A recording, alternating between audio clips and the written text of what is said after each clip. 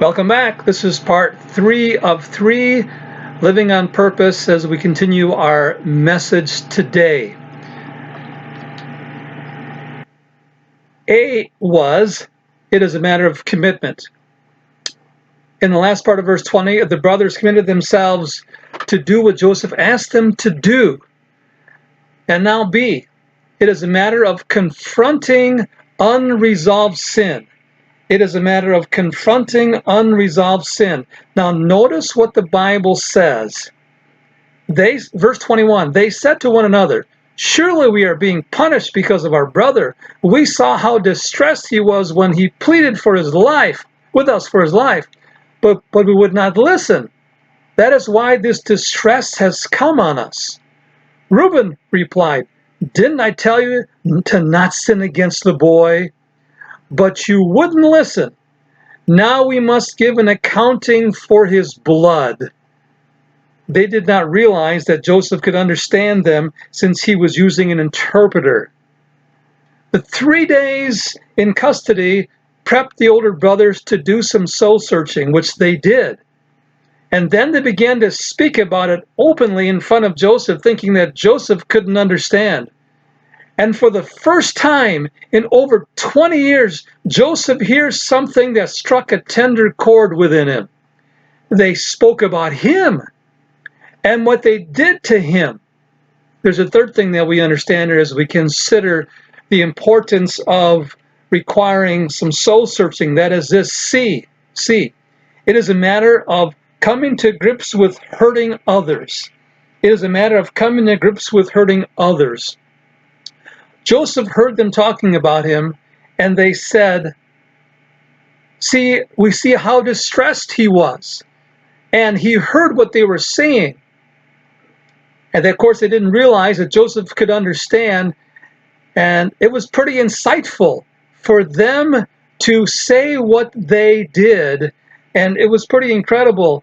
I mean, for all these years, this was locked in their brains, the guilt and the shame of what they did to their brother, and it was all coming out. No doubt, it is exactly why it was happening to them, because it was time for them to deal with some issues that they had for so long neglected to deal with, and God was working in and behind the scenes without them even realizing it. Here's the principle. Living on purpose will require soul searching in order to bring about the need to confess sin and to find forgiveness and resolution. Let me repeat that again. Living on purpose will require soul searching in order to bring about the need to confess sin, to find forgiveness and resolution. But there's a third thing that we find about what it means to live on purpose. Number 3, it will require accountability. It will require accountability. Finally, after all these years, Joseph's brothers came to grips with what they wrongfully did to Joseph. They were admitting this in their conversation. And Joseph had to leave the room. It says in verse 24, he turned away from them and began to weep. These were tears of relief, tears of renewed hope, They remembered him, and that was enough for him to be gripped with such emotion. 3 things we understand here as we close. It will mean revealing guilt and regret. The brothers revealed what the Lord had convicted them of, and it was a bitter time of facing their own guilt, shame, and regret.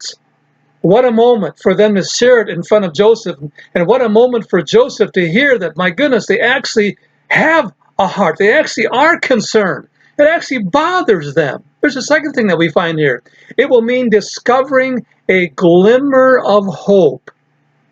The reason Joseph had to leave the room and weep is because of what he heard. And he saw a glimmer of hope that he had in his brothers. Maybe they actually did care for him. Maybe they had a lot of regret. And maybe what they saw in their father Jacob bothered them, and it should have. They did think about him, and it bothered them. There's a third thing that we find, that is this, C. It will mean hearts moved towards God. I thought it was pretty interesting as we look at the text to see their words, what they actually said. Look at the last phrase in verse 28. What is this that God has done to us? When they opened their sacks, they left. Simeon was, of course, taken from them before their very eyes, and they left. And Joseph had the servants put the silver back in their sacks. When one of them opened a sack to feed his donkey, lo and behold, what did he find? The bag of silver at the top of the sack, and it says their hearts sank as they turned to each other. And then they made that incredible statement, what is it that God has done to us? You see, life is all about God. Knowing Him, recognizing that He is in charge, coming to grips with what He allows and what His will is for us. It was high time for the brothers to recognize that they weren't in charge. It was high time for them to recognize, oh my goodness, the God of our heritage, He's in charge. And He's allowing this. They were kind of blaming God, but at the same time recognizing that they were at fault. And here's the principle as we close. Living on purpose will require accountability in order to move the heart and mind to focus on what is most important. The principle is this. Living on purpose will require accountability in order to move the heart and mind to focus on what is most important. Let me close with these few words of encouragement to you. If ever there is a time in our day and age in which we need hope, it is today. As you read the story of Joseph, Joseph had a glimmer of hope, and it made all the difference in his life. Today, you and I as believers who trust the Lord can find hope in Him as we trust Him, as we daily surrender our lives to Him, as we daily recognize that He is in charge, and He will do that which is right. May I encourage you in these days of the coronavirus pandemic that you turn to God every day. Spend a few moments talking with Him, recognizing that in Him we find peace, we find hope, we find rest, and we find confidence. And with this, may God richly bless you, my dearly beloved.